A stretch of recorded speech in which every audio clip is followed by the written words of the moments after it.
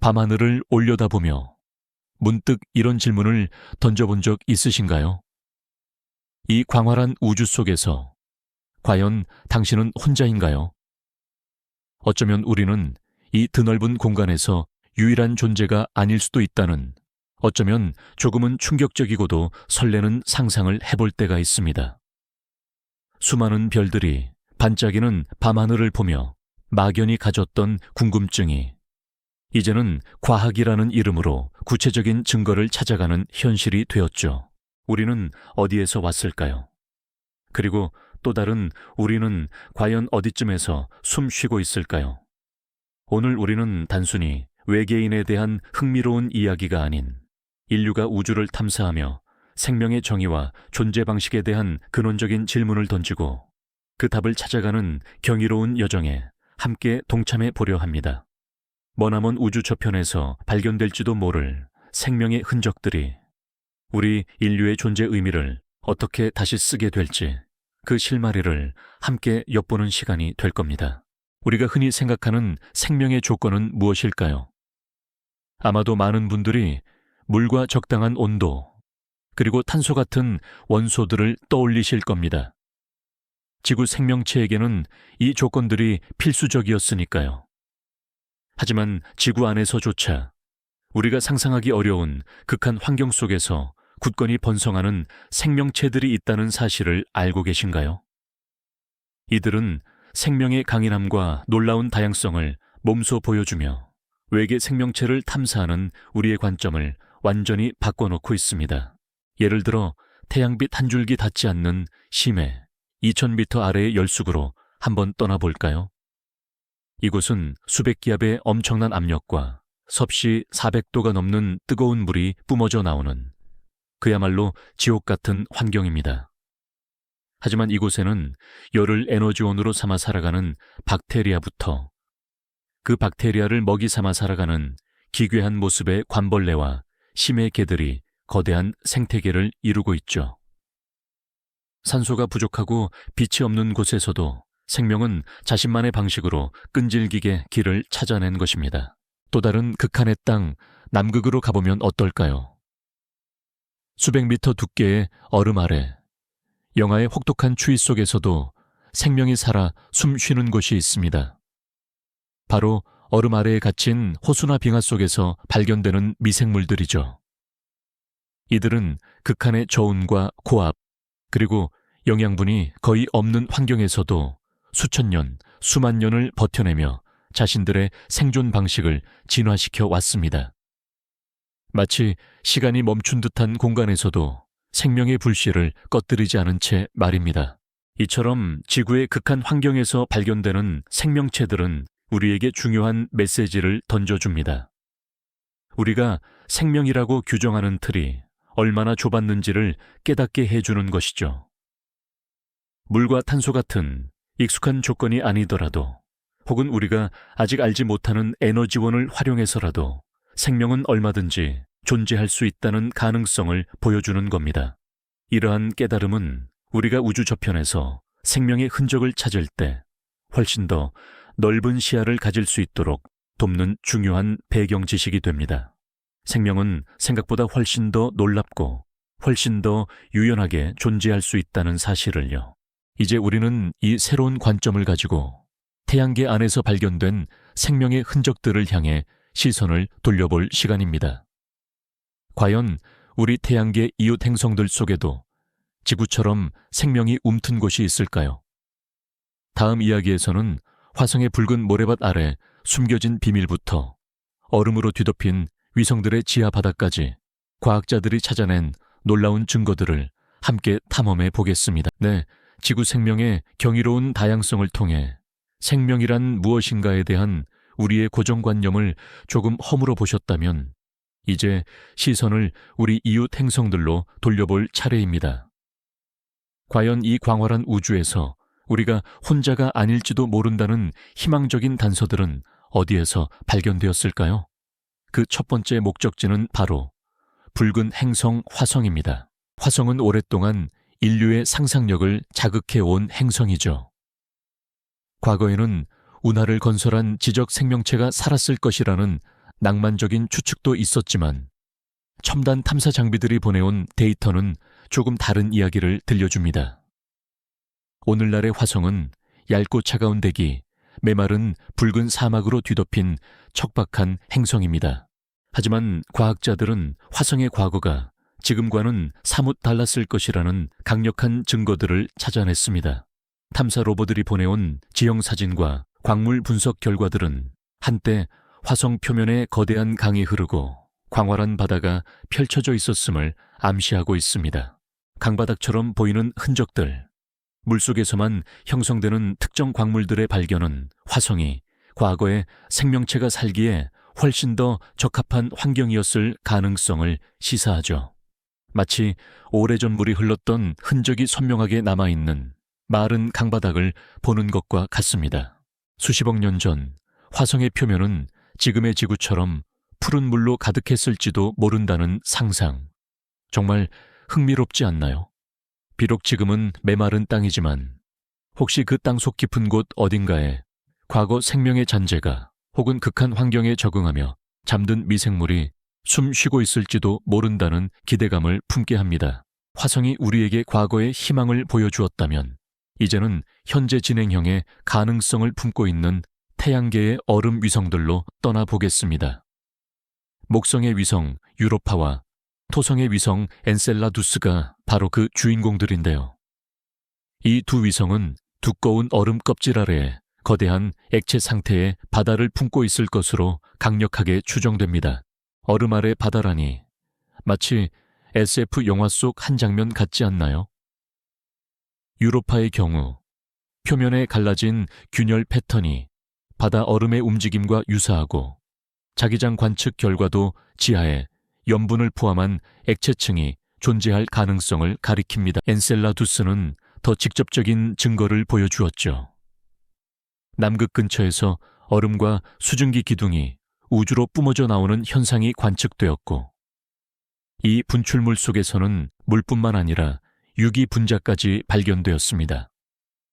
이는 마치 얼음으로 덮인 화산이 지하바다에 내용물을 우주 공간으로 뿜어내는 모습과도 같습니다. 이 지하바다의 존재는 왜 그렇게 중요할까요? 바로 액체 상태의 물은 생명체가 살아가는데 필수적인 요소이기 때문입니다. 게다가 이 위성들은 거대 행성의 중력에 의해 지속적으로 조성력을 받으면서 내부 마찰열을 발생시키는데요. 이 열이 얼음 바다를 녹이고 심지어 지구의 심해 열수구처럼 뜨거운 화학물질을 내뿜는 환경을 조성할 수도 있습니다. 지구의 심해 열수구에서 햇빛 한 줌 없이도 복잡한 생태계가 번성하는 것을 보셨듯이 유로파나 엔셀라두스의 지하바다에서도 충분히 생명체가 움틀 수 있는 환경이 조성될 수 있다는 의미죠. 어쩌면 이 얼음 바다 밑에는 우리가 상상하는 것 이상의 놀라운 생명체들이 헤엄치고 있을지도 모릅니다. 정말 상상만 해도 가슴이 두근거리지 않나요? 자, 이제 마지막으로 우리가 예상치 못했던 곳, 바로 지옥과 같은 환경으로 알려진 금성으로 시선을 돌려보겠습니다. 금성은 두꺼운 대기와 극심한 온실 효과로 표면 온도가 납을 녹일 정도로 뜨겁고 대기압도 지구의 90배에 달하는 곳입니다. 이런 환경에서는 생명체가 존재하기 어려울 것이라고 생각하는 게 당연했죠. 하지만 2020년 과학계는 금성 대기 상층부에서 포스핀이라는 가스를 발견했다는 소식에 크게 술렁였습니다. 포스핀은 지구에서는 주로 혐기성 미생물, 즉 산소가 없는 환경에서 살아가는 생명체에 의해 만들어지는 경우가 많습니다. 물론 화산 활동이나 번개 같은 비생물학적인 과정으로도 생성될 수 있지만 금성 대기에서 관측된 양을 설명하기에는 충분치 않다는 분석이 나왔습니다. 이 발견은 금성 상층 대기, 즉 지표면보다는 온도가 훨씬 낮고 압력도 비교적 온화한 구름층에 미생물이 존재할 가능성을 제기하며 새로운 논쟁을 불러일으켰습니다. 아직 확정적인 증거는 아니며 추가적인 연구와 탐사가 필요한 상황이지만 이 발견은 우리가 생명을 찾을 때 얼마나 열린 마음으로 접근해야 하는지를 다시 한번 일깨워주는 중요한 계기가 되었습니다. 이처럼 우리 태양계 안에서도 생명의 흔적을 찾으려는 노력은 끊임없이 이어지고 있습니다. 화성의 과거 물 흔적부터 얼음 위성의 지하바다, 그리고 금성 대기의 예상치 못한 기체까지 각기 다른 행성 환경에서 생명의 가능성을 엿볼 수 있는 단서들이 발견되고 있는 것이죠. 이 모든 탐사들은 우리가 생명이라는 개념을 더욱 폭넓게 이해하고 우주 속에서 우리의 위치를 가늠해보는 중요한 과정이 됩니다. 아직 명확한 답은 없지만 이러한 발견들이 우리에게 던지는 메시지는 분명합니다. 생명은 우리가 상상하는 것보다 훨씬 더 강인하고 훨씬 더 다양한 형태로 존재할 수 있다는 사실을요. 그리고 이 가능성은 우리 태양계를 넘어 저 광활한 우주 속 수많은 별들로 우리 시야를 확장하게 만듭니다. 우리 태양계 너머로 시선을 돌려보면 우주는 실로 상상하기조차 어려운 무한한 별들로 가득 차 있다는 사실을 우리는 이제 알고 있습니다. 과거에는 그저 밤하늘의 점으로만 여겨졌던 이 수많은 별들 중 상당수가 놀랍게도 자신만의 행성들을 거느리고 있다는 사실이 첨단 과학기술 덕분에 속속들이 밝혀지고 있죠. 마치 보이지 않는 베일 뒤에 숨어있던 존재들이 하나둘씩 그 모습을 드러내는 것처럼 말입니다. 특히 케플러 우주망원경과 같은 혁신적인 관측 장비들은 마치 우주 탐정처럼 밤하늘을 샅샅이 뒤져 수천 개에 달하는 외계 행성들을 찾아내는데 결정적인 역할을 수행했습니다. 이 발견들은 우리가 더 이상 우주 속에서 혼자일지도 모른다는 막연한 상상을 넘어 우리와 비슷한 환경의 행성이 존재할 가능성을 구체적인 데이터로 제시해 주었죠. 이처럼 셀 수 없이 많은 외계 행성들이 발견되면서 우리 인류는 자연스럽게 한 가지 근원적인 질문을 던지게 됩니다. 과연 이 광활한 우주 속 무수한 행성들 중에서 우리 지구처럼 생명체가 싹을 틔우고 번성할 수 있는 곳은 없을까 하는 의문 말이죠. 이때 우리가 주목해야 할 매우 중요한 개념이 바로 생명체 거주 가능 영역 혹은 좀 더 친숙하게 골디락스 존이라고 불리는 곳입니다. 이 구역은 마치 동화 속 골디락스처럼 너무 뜨겁지도 너무 차갑지도 않은 딱 알맞은 온도를 유지하며 행성 표면에 액체 상태의 물이 존재할 수 있는 별 주변의 특정 공간을 의미합니다. 액체 상태의 물은 우리가 아는 생명의 필수 조건이니만큼 이 골디락스 존에 위치한 행성들은 생명의 터전이 될 잠재력이 크다고 볼 수 있는 것이죠. 물론 어떤 행성이 골디락스 존에 속한다고 해서 그곳에 반드시 생명이 존재한다는 확정적인 보장은 아닙니다. 대기 구성이나 자기장 유무 등 다른 여러 조건들도 중요하게 작용할 테니까요.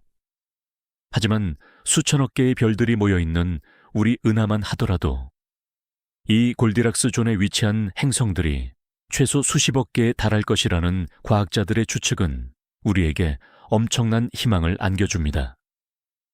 광활한 우주 전체로 시야를 넓힌다면 생명체가 존재할 수 있는 잠재적인 터전은 그야말로 헤아릴 수 없을 정도로 많아지는 셈이죠.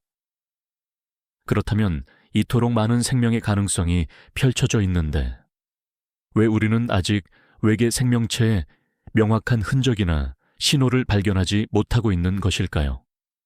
바로 이 지점에서 페르미 역설이라는 흥미롭지만 난해한 질문에 봉착하게 됩니다. 페르미 역설은 만약 우주에 지적 생명체가 흔하다면 왜 그들의 존재를 증명할 만한 어떠한 증거도 우리에게 도달하지 못했을까 하는 의문을 던집니다. 이 역설은 우리가 생명을 찾고 소통하려는 방식에 대해 깊은 성찰을 요구하며 어쩌면 외계 생명체의 존재 방식이나 그들의 문명이 우리의 상상을 훨씬 뛰어넘는 형태일 수도 있다는 가능성을 시사하고 있습니다. 혹시 우리가 아직 그들의 신호를 포착할 기술이 부족한 것일까요? 아니면 그들이 우리와는 전혀 다른 차원에서 존재하고 있어서 인지조차 할 수 없는 것일까요? 이 모든 미스터리들은 우리 인류의 지적 호기심을 끊임없이 자극하며 우주를 향한 탐사의 발걸음을 멈출 수 없게 만드는 강력한 동기가 되고 있는 것이죠. 이토록 무궁무진한 생명의 가능성이 광활한 우주 곳곳에 펼쳐져 있는데도 왜 우리는 아직 외계 생명체의 명확한 흔적이나 그들의 신호를 포착하지 못하고 있는 걸까요? 바로 이 지점에서 페르미 역설이라는 흥미롭지만 난해한 질문에 봉착하게 됩니다. 만약 우주의 지적 생명체가 흔하다면 왜 그들의 존재를 증명할 만한 어떠한 증거도 우리에게 도달하지 못했을까 하는 의문이죠. 이 역설은 우리가 생명을 찾고 소통하려는 방식에 대해 깊은 성찰을 요구하며 어쩌면 외계 생명체의 존재 방식이나 그들의 문명이 우리의 상상을 훨씬 뛰어넘는 형태일 수도 있다는 가능성을 시사합니다. 혹시 우리가 아직 그들의 신호를 포착할 기술이 부족한 것일까요? 아니면 그들이 우리와는 전혀 다른 차원에서 존재하고 있어서 인지조차 할 수 없는 것일까요? 이 모든 미스터리들은 우리 인류의 지적 호기심을 끊임없이 자극하며 우주를 향한 탐사의 발걸음을 멈출 수 없게 만드는 강력한 동기가 되고 있는 것이죠. 이런 의문 속에서 인류는 그 해답을 찾기 위해 어떤 노력을 기울여 왔을까요? 오랜 시간 동안 인류는 외계 지적 생명체의 신호를 포착하기 위해 대규모 탐사 활동인 SET 프로젝트를 꾸준히 펼쳐왔습니다. 거대한 전파 망원경을 하늘로 향하게 하고 수많은 별들로부터 오는 미약한 신호 하나하나를 끈기 있게 분석하며 혹시 그 안에 담긴 의미심장한 메시지가 있을지 탐색하고 있는 것이죠. 동시에 우주 생물학이라는 새로운 학문 분야는 지구 밖 생명체가 어떤 형태로 존재할 수 있을지 그 근원적인 가능성을 다각도로 연구하며 우리의 상상력을 넓혀줍니다. 극심한 환경 속에서도 굳건히 살아남는 지구 생명체들을 심도 깊게 연구하며 미지의 외계 환경에서의 생명체 존재 가능성을 과학적으로 탐구하는 매우 중요한 일이죠. 만약 어느 날 우리가 우주에서 외계 생명체의 명확한 흔적을 발견하게 된다면 그것은 우리 인류에게 어떤 의미로 다가올까요? 단순히 과학적인 지식 하나를 더 얻는 것을 넘어 우리 존재의 근원에 대한 깊은 질문을 던지게 될 것입니다. 우리는 어디에서 왔으며 광활한 우주 속에서 우리의 위치는 어디인지, 과연 우리라는 존재는 유일한 것인지 말이죠. 어쩌면 인류의 역사와 철학, 심지어 종교에 이르기까지 모든 패러다임을 송두리째 뒤흔들지도 모르는 엄청난 사건이 될 수도 있습니다. 우리가 익히 알고 있던 생명의 정의를 과감히 확장하고 더 나아가 우주적 관점에서 인류의 존재 의미를 완전히 새롭게 정립해야 할지도 모르는 일입니다. 결국 외계 생명체를 탐색하는 이 여정은 우주라는 거대한 거울을 통해 우리 자신을 비춰보는 과정과 다름없습니다. 인류는 과연 누구인가? 라는 가장 근원적인 질문에 대한 답을 찾아가는 숭고한 여정인 셈입니다. 최근에는 제임스 웹 우주 망원경과 같은 최첨단 장비들이 멀리 떨어진 외계 행성의 대기 성분을 분석하며 생명체 존재 가능성을 시사하는 미묘한 흔적들을 포착하기 시작했죠. 이는 인류가 외계 생명체 발견의 문턱에 바짝 다가서고 있다는 희망찬 신호일지도 모릅니다. 과학자들은 앞으로 더욱 정교한 관측과 분석을 통해 이 가능성을 현실로 만들고자 노력하고 있습니다. 우주 생명체 탐사는 결코 먼 미래의 공상과학 이야기가 아닙니다. 지금 이 순간에도 인류의 가장 위대한 지적 도전 중 하나로 활발하게 진행되고 있는 현실이죠. 이 탐사를 통해 우리는 지구 생명체의 경이로움과 소중함을 다시 한번 깨닫고 인류의 과학기술은 물론 철학적 사유의 지평까지 확장하는 중요한 계기를 마련할 것입니다. 광활한 우주를 향한 인류의 질문은 앞으로도 끊임없이 이어질 것이고요.